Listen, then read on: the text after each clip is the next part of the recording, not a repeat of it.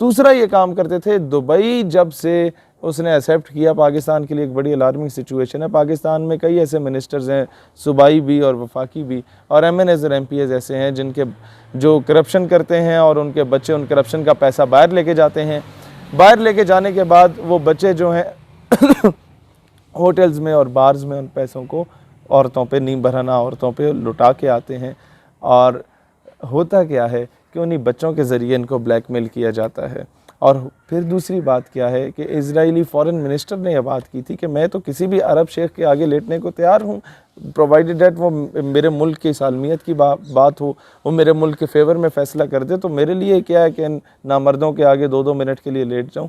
लिहाजा अब जो सबसे इम्पॉर्टेंट फैक्टर है वो ये है कि फहाशी के, अयाशी के जो अड्डे हैं वो मुत्तहिदा अरब अमारात में बनाए जाएंगे, और पाकिस्तान के जितने भी एलीट क्लास है ये फहाशी करने के लिए सबसे सस्ता तरीन ठिकाना जो इन्हें मिलता है वो मुत्तहिदा अरब अमारात मिलता है। वहाँ जाके जो ये लोग हराम तोपियाँ करेंगे वो सारी चीज़ें रिकॉर्ड होती हैं। ये एक मोबाइल आपके पास जो होता है, इसमें लाजमी नहीं है कि ये कैमरा हो या ये कैमरा हो, कैमरा दरमियान में भी लगा होता है। मोबाइल, अभी तो वो ऐप्स आ गई हैं कि आप अपना मोबाइल बंद भी करते हैं तब भी वीडियो रिकॉर्डिंग हो रही होती है। तो ये कई इस तरह की चीज़ें, माजी में कुछ ऑफिसर्स बाहर जाया करते थे फॉरेन विजिट पे तो उन्हें मोबाइल गिफ्ट किया जाते थे। अब वो जब पाकिस्तान आते थे तो वो खूबसूरत बातें जो अपनी बेगमात या अपनी गर्लफ्रेंड्स के साथ करते थे वो सारी रिकॉर्ड होती थी, और उन्हीं बातों की बुनियाद पे उन्हें ब्लैकमेल किया जाता था कौमी राज बेचने की सूरत में। बहुत कुछ किया गया हमारे सियासतदानों के साथ, ऑफिसर्स के साथ, और यहाँ तक सिनेरियो बना दिया गया। मेरा एक दोस्त था, साबिक MNA रहा है KPK का, वो कहता है कि मैं एक वफ्द के साथ गया जहाँ पर हर किस्म के ऑफिसर्स और कुछ MNAs मौजूद थे। रात को जब ड्राइंग रूम में हमारे पाकिस्तानियों में शराब तकसीम वो दी जा रही थी, वो ग्लासेस में डाल के, तो मैंने इनकार किया कि यार मैं तो खान हूँ, नस्वार खाता हूँ, वो एयरपोर्ट से आगे आने नहीं देते। तो ये है कि मैं शराब कभी पी नहीं है, ना मेरे बाप ने कभी पी है, तो मैं नहीं पीता। तो कहता है कि MNA साहिबा हकारत की निगाह से मुझे देख के कहती हैं कि जनाब खान साहब नहीं पीते आप? तो कहते तब मुझे अंदाज़ा हुआ कि MNAs और MPAs में भी ये जो टॉप क्लास की एलीट होती है, इनके ड्राइंग रूम की एसेस हासिल करने के लिए आपको जानी शराबी होना पड़ता है। तो ये सिस्टम में इस तरीके से हमारे इनकलकेट कर चुके हैं, हमारे सिस्टम में इस तरीके से पेनिट्रेट कर चुके हैं। लिहाजा आज जो हमने इस चीज़ को देखना है, जो हमारे ऊपर सारी सैंक्शंस हैं उसमें कोई सीरियस नहीं है। पाकिस्तान ग़ुलामी कर रहा है, पाकिस्तान अपनी बेटियां बेच रहा है आफिया सिद्दीकी की सूरत में। मुशर्रफ ने अपनी किताब में लिखा कि मैंने पता नहीं कितने ही पाकिस्तानियों को बेचा और बाउंटीज ऑफ डॉलर्स को लिया, मुल्क ने तरक्की किया। भाई तुम्हें कोई बोले कि तुम्हारी बेटी दे दो, ऐशी करनी है हमने उसके साथ, तुम्हें हम 20 करोड़ देते हैं, अपना घर भी बना लो, गाड़ियाँ भी ले लो। पिंड में जब तुम जाओगे तो पूरा पिंड तुम्हारी गाड़ी नहीं देखेगा, वो बोलेगा ये तो बगैरत है, दलाली करता है बच्चियों की। तो अक़वाम आलम में हम पाकिस्तानियों को भी यही देखा जाता है कि बेटियों की दलालियाँ करके ये लोग यहाँ तक पहुँचे हैं। लिहाजा दुनिया में अपनी इज़्ज़त और वक़ार बरकरार रखना है तो उसका एक ही तरीका है कि ये कर्ज़े उठा के मगरब के मुँह पे मारे जाएँ, और उसके लिए आपके पास ना फैक्ट्रीज़ हैं, ना मिल्स हैं, ना इंडस्ट्रीज़ हैं। एक ही तरीका है कि कौम से चंदा मांगें। चंदा मांगने का भी एक तरीक़ाकार होता है कि कौम ने पहले भी एक बार था कर्ज़ मुकाओ मुल्क बचाओ कैंपेन थी, उसमें सब कौम ने अपने जेवर बेचे, प्लाट बेचे और सरकारी धारे में जमा कराए, और वो वज़ीर आज़म से लेकर नीचे क्लर्क तक सब ने खाए। हल ये है कि सबसे पहले इमरान खान साहब मेहरबानी करके वो जो बनी गाला का आपका 300 कनाल का मकान है जिसमें आप अकेले रहते हैं और एक दो बंदे और रहते हैं और एक आपका कुत्ता रहता है, उसको बेचें, कौमी ख़जाने में जमा कराएं। फिर पकड़ें जरदारी का गिरबान, उससे आप ये सारे बिलावल हाउसेस उठा के कौमी ख़जाने में जमा कराएं। फिर पकड़ें जनाब नवाज शरीफ को, इनके सारे पैसे उठा के कौमी ख़जाने में जमा कराएं। यकीन करो कौम अपने प्लाट भी बेचेगी, कौम की माएँ बहनें बेटियां अपने जेवर भी बेचेंगी। पाकिस्तान का कर्ज़ा उठा के जब मगरब के मुंह पे मारा जाएगा तो यकीनन हम दलेरी से आफिया सिद्दीकी को भी वापस मांग सकेंगे। हम दलेरी से, हम न्यूक्लियर स्टेट है, हमें और किसी चीज़ का डर नहीं है, हम दलेरी से एमएल कांसी जैसे लोगों को बेचना बंद कर देंगे। हम लोगों से फिर कर्नल जोसेफ रात की तारीख में नूर खान एयरबेस से बाहर नहीं भागा करेगा। फिर रेमंड डेविस हमारे 2 बच्चों को कुचल के शहीद करके मुल्क से बाहर बाइज़्ज़त तौर पे बरी नहीं होगा।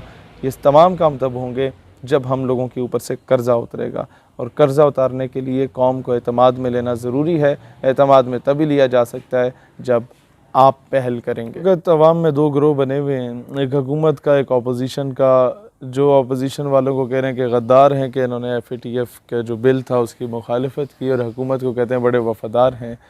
मैं आपको एक बात बताऊं कि यही अपोजिशन अगर हुकूमत में बैठी होती तो इमरान खान FATF के बिल की मुखालफत कर रहा होता और ये लोग जो है वो हिमायत कर रहे होते। मसला ये नहीं है कि इनमें से गद्दार कौन है कौन नहीं है, ये वही लोग हैं जो पिछले दौर में हुकूमत में थे और आधे वही लोग पार्टी चेंज करके आ गए हैं। ये वही लोग हैं जो बूट चेंज होता है, पॉलिश वही रहती है, और ब्रश जो है वो भी वही रहता है। लिहाजा आवाम इस चीज़ में आपस में ना लड़े। आप लोग तो टिशू पेपर्स हैं, आवाम जो है ये तो आपको यूज़ करेंगे, फेंक देंगे, और यही होता रहा है पिछले 70-72 सालों से। आपको सिर्फ ये चीज़ का अंदाज़ा होना चाहिए कि FATF में हमारा नाम आता क्यों है। ये जो कहते हैं कि दहशतगर्द तंजीमों पर पाबंदी लगाई जाए और इन दहशतगर्द तंजीमों की जो फ़ॉरेन फंडिंग है उसे रोका जाए, उसमें से अक्सरियत दहशतगर्द तंजीमें होती कौन सी हैं, इसको तवज्जो दें। वो दहशतगर्द तंजीमों में से ज़्यादा अक्सरियत वो तंजीमें होती हैं जिनको ये दहशतगर्द कहते हैं, वो तंजीमें जो कि कश्मीर में जिहाद कर रही होती हैं, वो तंजीमें जो कि जिहाद अफ़गानिस्तान में अपना किरदार अदा कर चुकी हैं। बीच में वाकई TTP टाइप की कुछ दहशतगर्द तंजीमें होती हैं, लेकिन वो सिर्फ for the sake of formality होती हैं, क्योंकि ये वो तंजीमें जो कि पाकिस्तान के ख़िलाफ़ यूटिलाइज़ की जाती हैं हमेशा से, उनको जो एड है वो भी अमेरिका ही दिया करता था। और आई स्टिल रिमेंबर जब भी फ़ौज और तालिबान के आपस में मुज़ाकरात हो रहे होते थे कि पाकिस्तान में अमन आ जाए, ये बंदे के पुत्र बन के रहें, और पाकिस्तान में जो collateral damage with in Pakistan होता था, सिविलियन भी शहीद हो रहा है, फ़ौजी भी शहीद हो रहा है, ट्राइबल एरियाज़ का बंदा भी शहीद हो रहा है, जब भी मुज़ाकरात कामयाबी के करीब होते थे तो ये अमरीकी हरामजादे जो होते थे ड्रोन स्ट्राइक करके तालिबान कमांडर को मार दिया करते थे TTP के, और फिर ये दंगे फसाद शुरू हो जाते थे। और ये दोनों तरफ से इस तरह का किया जाता था, और वहाँ पर उन्हें फंडिंग भी दी जाती थी against Pakistan and Pakistan armed forces.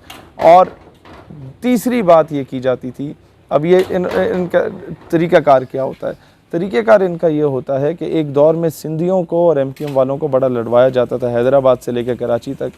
इन्होंने रॉ ने और CIA ने, पाकिस्तान क्योंकि it's the only nuclear state, तो इन लोगों ने इस्तेमाल किया, कुछ लोगों को ख़रीदा, स्नाइपर्स की प्रॉपर तैयारियां करा के पाकिस्तान में भेजा गया, या उन लोगों को, पाकिस्तानियों को ही, कुछ को गद्दारों को पकड़ के करते क्या थे कि दिन को ये मारते थे 2 सिंधी और रात को मारते थे 2 महाजिर, और ये जो हैं आपस में लड़ना शुरू हो जाते थे।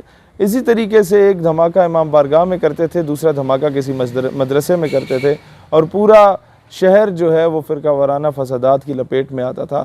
इस वक्त भी कुछ ऐसे 3rd क्लास किस्म के इन लोगों ने वो क्या कहते हैं किराए के लोग ख़रीदे हुए हैं, जिनका काम सिर्फ ये होता था उन वलदुल हराम का कि वो आके सहाबा कराम की शान में गुस्ताखी कर लेंगे, या वो आके अहले बैत की शान में गुस्ताखी कर लेंगे, और उसके बाद पूरा मुल्क जो है वो फ़िरका वाराना फसादात की लपेट में आ जाएगा। जब उसकी लपेट में आ जाएगा तो अल्टीमेटली दुनिया को दिखाया जाएगा कि जनाब पाकिस्तान तो सिक्योर नहीं है और अनसेफ है, इंटरनेशनल जो आपका फाइनेंशियल है वो पाकिस्तान का रुख ना करे। दूसरा काम क्या किया जाता था कि ज़ाहिर है ये आपकी फूफी के बच्चे तो हैं नहीं, ये तो आपके दुश्मन हैं, इन्होंने तो आपको डिस्टेबलाइज़ करना है, ये आपको कर्जा देंगे, कर्जा दे के आपको ब्लैकमेल करेंगे। तो जितने भी लोग जिहाद कर रहे हैं कश्मीर में इन अ ट्रू सेंस, उन पे सैंक्शंस ये लोग लगवाते हैं आपके FATF की ज़द में, या IMF के लोन्स दे के, वर्ल्ड बैंक के लोन दे के, उस आगे आपके ये शराइत रख लेते हैं कि जनाब इंडिया के ख़िलाफ़ नहीं बोलना, अमेरिका के ख़िलाफ़ नहीं बोलना, इज़राइल के ख़िलाफ़ नहीं बोलना। फिर क्या होता है कि अब जो 2023 में तुर्की में खिलाफत का दौर दोबारा एक नवीद सुनाई जा रही है कि शुरू हो सकता है, उसके बाद राह हमवार की जा सकती है, उससे पहले इन्होंने हर मुल्क से इज़राइल को एक्सेप्ट करवाने का मुतालबा करना शुरू कर दिया है। अब वो मुतालबे किस तरह होते हैं, इन लोगों के बड़े बड़ों के शेख और ये जो होते हैं इन लोगों के हाकिम वक्त, वो होते तो औरत और शराब के पुजारी हैं। इज़राइली लड़कियों के आगे ये लोग ज़ेर हुए हुए होते हैं और वो वीडियोस रिकॉर्ड होती हैं, इन लोगों को ब्लैकमेल किया जाता है, नंबर 1। नंबर 2, इन्हें धमकी दी जाती है कि जिस तरीके से तुम्हारे चाचे मामे ताए को कत्ल करके हमने तुम्हें हाकिम वक्त बना दिया, अब तुम हमारे इंटरेस्ट की बात करो, नहीं तो तुम्हें कत्ल करके किसी और को बना देंगे, हमारे लिए कौन सा मुश्किल है।